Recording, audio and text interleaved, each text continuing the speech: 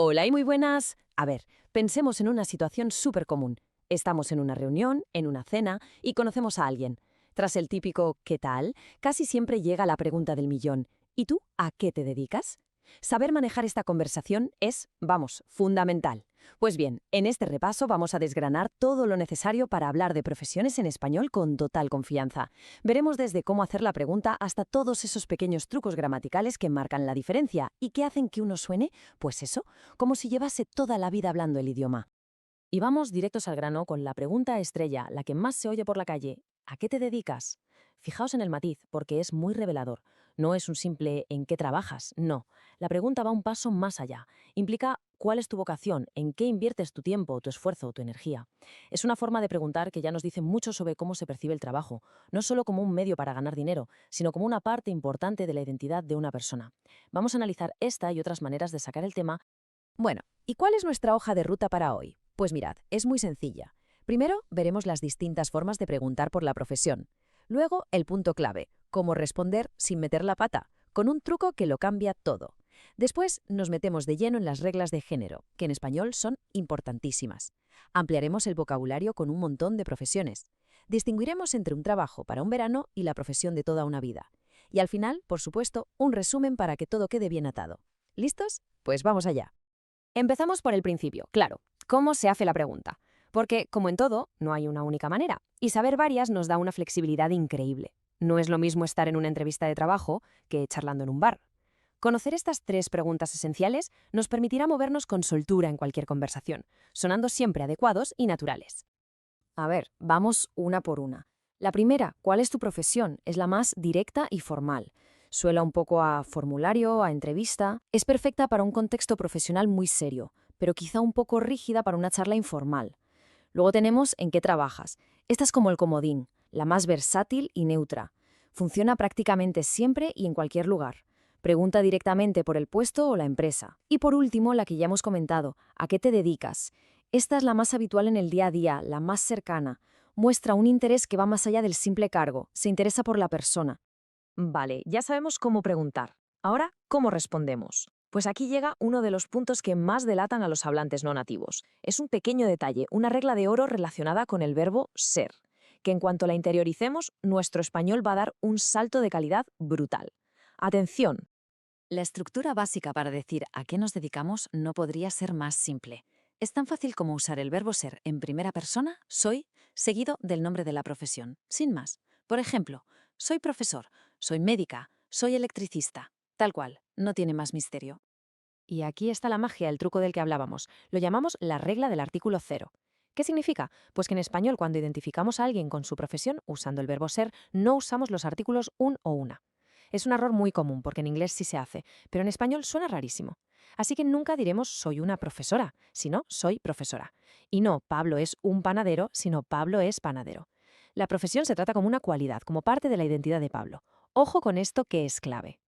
Claro que, como en toda buena regla gramatical, siempre hay una excepción que la hace más interesante. ¿Cuándo vuelve a aparecer el artículo? Pues muy fácil, cuando añadimos un adjetivo para describir esa profesión. Si queremos especificar o calificar cómo es esa persona en su trabajo, entonces el un o el una son obligatorios. Por ejemplo, no solo digo que soy mecánico, sino que soy un buen mecánico, o mi hermana es una abogada excelente. Al describir, ya no solo identificamos, sino que destacamos una cualidad y ahí el artículo recupera su lugar. Muy bien. Ya tenemos la estructura y la regla del artículo. ¿Cuál es el siguiente paso? Pues algo fundamental en español, el género. Las profesiones, como la mayoría de los sustantivos, tienen género masculino o femenino, y es importantísimo que haya concordancia con la persona de la que hablamos, pero que no cunda el pánico, porque las reglas son en general bastante lógicas. Vamos a ver los dos patrones más comunes, los que nos resolverán el 90% de los casos. Primero, si la profesión en masculino termina en O, como médico o abogado, para formar el femenino simplemente cambiamos esa O por una A. Así de fácil, médica, abogada. El segundo patrón es para las profesiones que en masculino acaban en consonante, como profesor o traductor. En este caso, para el femenino, solo tenemos que añadir una A al final y listo, profesora, traductora. Pan comido, ¿verdad? Pero claro, ¿qué pasa con las que no siguen estas dos reglas? Pues existe un grupo grande de profesiones que son invariables, es decir, usan la misma palabra para hombre y para mujer. ¿Y cómo sabemos el género entonces? Por el artículo que las acompaña. el o la. Esto ocurre con casi todas las que acaban en ista, como el periodista y la periodista. También con las que acaban en ante, como el cantante y la cantante. Incluso algunas que acaban en e, como el conserje y la conserje. Y para terminar de rizar el rizo, tenemos unas pocas excepciones, los rebeldes de la gramática que hay que conocer. La más famosa es actor, cuyo femenino no es actora, sino actriz. Otro caso clásico es rey y reina.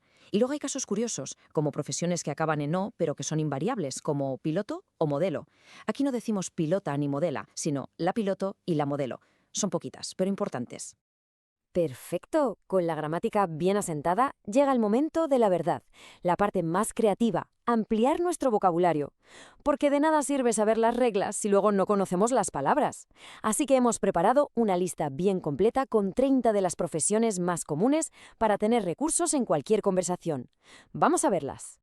Empezamos con profesiones que se dedican a cuidar de nosotros y hacernos la vida más fácil. El médico o la médica, la persona que nos cura. El enfermero o la enfermera, que nos cuida en el hospital. El o la dentista, que nos mantiene nuestras sonrisas sanas. El farmacéutico o la farmacéutica, que nos aconseja en la farmacia.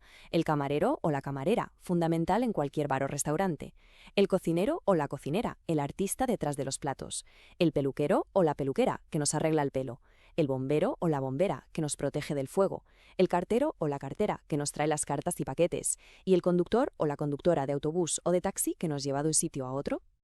Ahora pasamos al mundo de la empresa, la tecnología y la educación. El abogado o la abogada que nos defiende ante la ley, el contador o la contadora, la persona que se encarga de los números y las finanzas, el ingeniero o la ingeniera que diseña y crea desde puentes hasta software, el programador o la programadora que escribe el código de las aplicaciones que usamos a diario, el o la periodista que investiga y nos cuenta lo que pasa en el mundo, el secretario o la secretaria que organiza la oficina, el vendedor o la vendedora que nos ayuda en las tiendas, el profesor o la profesora que nos enseña y nos forma, el arquitecto o la arquitecta que diseña los espacios donde vivimos y el diseñador o la diseñadora que da forma y color a los objetos. Y terminamos esta ronda de vocabulario con el arte, los oficios y otras profesiones clave. El actor y la actriz que nos emocionan en el cine y el teatro.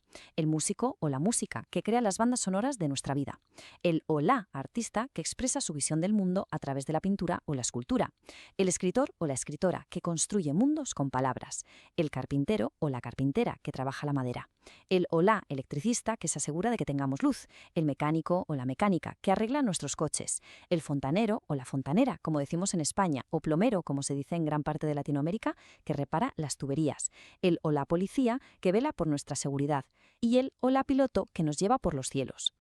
Bueno, con este arsenal de vocabulario ya podemos defendernos muy bien, pero si queremos sonar realmente avanzados, tenemos que entender algunos matices, porque no es lo mismo la profesión a la que has dedicado tu vida que un trabajo de verano, ¿verdad? Pues el español tiene formas muy específicas para marcar esa diferencia. Aquí tenemos una distinción fundamental, la diferencia entre ser y estar de. Usamos ser para hablar de nuestra profesión, de nuestra identidad laboral. Soy abogado implica que esa es mi carrera, lo que he estudiado y a lo que me dedico de forma estable. En cambio, estar de se usa para un trabajo temporal, algo que hacemos ahora pero que no nos define. Por ejemplo, una persona puede decir: soy estudiante de arquitectura, pero este verano estoy de socorrista en la piscina del pueblo. Queda clarísimo que una cosa es su vocación y otra su trabajo actual. Y otra distinción muy interesante es la que hacemos entre profesión y oficio. Una profesión suele estar ligada a estudios universitarios, a una titulación. Por eso hablamos de la profesión de médico, de arquitecta. Un oficio, por otro lado, es un trabajo más manual o artesanal, que se aprende sobre todo con la práctica y la experiencia, como el oficio de carpintero o de fontanera. Y luego está la palabra carrera, que puede referirse tanto a los estudios universitarios, la carrera de derecho, como a la trayectoria profesional de una persona. Hizo una gran carrera en esa empresa. Y para terminar, un pequeño extra para los más atrevidos. Si de verdad se quiere sonar como un local, nada mejor que conocer la jerga.